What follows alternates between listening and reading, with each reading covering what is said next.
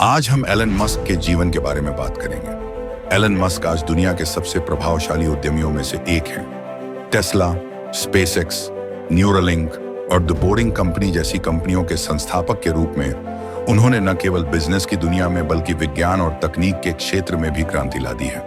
लेकिन उनकी सफलता का सफर आसान नहीं था। यह एक ऐसी कहानी है जिसमें संघर्ष, असफलता और अंततः अद्भुत सफलता शामिल है। एलन मस्क का जन्म 28 जून 1971 को दक्षिण अफ्रीका में हुआ था। वे बचपन से ही किताबों और कंप्यूटर प्रोग्रामिंग में रुचि रखते थे। मात्र 12 साल की उम्र में उन्होंने एक वीडियो गेम बनाया और उसे बेच दिया। लेकिन उनका बचपन आसान नहीं था। स्कूल में उन्हें कई बार बदमाशी सामना करना पड़ा। उनके माता पिता का तलाक हो गया, जिससे उनका जीवन और भी चुनौतीपूर्ण हो गया। एलन मस्क ने 17 साल की उम्र में दक्षिण अफ्रीका छोड़कर अमेरिका जाने का फैसला किया। उन्होंने कनाडा में कुछ समय बिताने के बाद पेंसिल्वेनिया विश्वविद्यालय से फिजिक्स और इकोनॉमिक्स की पढ़ाई की। आगे की पढ़ाई के लिए उन्होंने स्टैनफोर्ड यूनिवर्सिटी में दाखिला लिया, लेकिन केवल 2 दिन बाद ही उन्होंने इसे छोड़ दिया और अपना पहला स्टार्टअप Zip2 शुरू किया। यह कंपनी ऑनलाइन बिजनेस डायरेक्टरी और मैपिंग सेवाएं प्रदान करती थी। Zip2 को 1990 में $307 मिलियन में बेच दिया गया। इसके बाद उन्होंने X.com नामक कंपनी शुरू की, जो बाद में पेपाल बन गई। पेपाल को 2002 में eBay ने $1 अरब 50 करोड़ में खरीद लिया।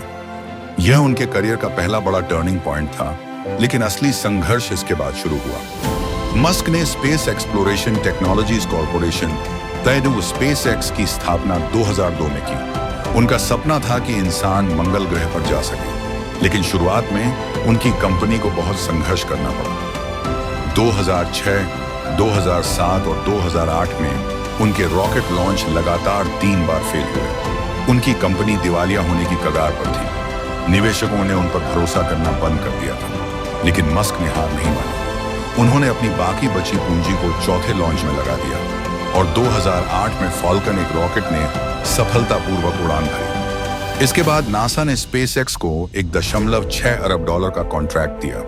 यह उनकी जिंदगी का सबसे बड़ा ब्रेक थ्रू था। आज स्पेसएक्स दुनिया की सबसे बड़ी प्राइवेट स्पेस कंपनी है और मंगल पर इंसानों को भेजने की तैयारी कर रही है। 2004 में मस्क ने इलेक्ट्रिक कार कंपनी टेस्ला में निवेश किया और बाद में इसके सीईओ बन गए। टेस्ला को शुरू में बहुत दिक्कतों का सामना करना पड़ा। 2008 में यह कंपनी लगभग दिवालिया हो गई थी, लेकिन मस्क ने अपने निजी पैसे और निवेशकों की मदद से इसे बचाया। आज टेस्ला दुनिया की सबसे बड़ी इलेक्ट्रिक कार निर्माता कंपनी है। इसकी कारें ऑटोनॉमस ड्राइविंग और हाई परफॉर्मेंस बैटरी टेक्नोलॉजी के लिए जानी जाती हैं। मस्क ने सिर्फ टेस्ला और स्पेसएक्स तक ही खुद को सीमित नहीं रखा। उन्होंने न्यूरालिंक, जो मानव मस्तिष्क को कंप्यूटर से जोड़ने की कोशिश कर रही है, और बोरिंग कंपनी इससे जो ट्रैफिक की समस्या को हल करने के लिए भूमिगत टनल बना रही है, जैसी कंपनियां भी शुरू की हैं। 2021 में उन्होंने स्टारलिंक प्रोजेक्ट भी शुरू किया, जो दुनिया के दूर दराज के इलाकों में हाई स्पीड इंटरनेट पहुंचाने का प्रयास कर रहा है। एलन मस्क की कहानी हमें यह सिखाती है कि असफलताएं और संघर्ष ही असली सफलता की नींव रखते हैं। अगर उन्होंने पहले रॉकेट लॉन्च की असफलताओं के बाद हार मान ली होती, तो आज स्पेसएक्स नहीं होता। अगर उन्होंने टेस्ला को मुश्किल समय में छोड़ दिया होता, इलेक्ट्रिक कारें इतनी पॉपुलर ना होती। उनकी कहानी यह दिखाती है कि असफलताओं से घबराने के बजाय हमें उनसे सीखना चाहिए और आगे बढ़ते रहना चाहिए। अगर आपके पास एक बड़ा सपना है और आप उसके लिए पूरी मेहनत कर सकते हैं, तो कोई भी बाधा आपको रोक नहीं सकती। आप तब तक हार नहीं मानते जब तक आप खुद हार नहीं मानते। चुनौती कितनी भी बड़ी हो, अगर आप करने का ठान लेते हो, तो वो कार्य सफल हो ही जाती है और कार्य को निरंतरता देना चाहिए, तभी जाके आगे सफल होगे। अगर आपको वीडियो अच्छी लगी तो लाइक, शेयर, चैनल को सब्सक्राइब करें।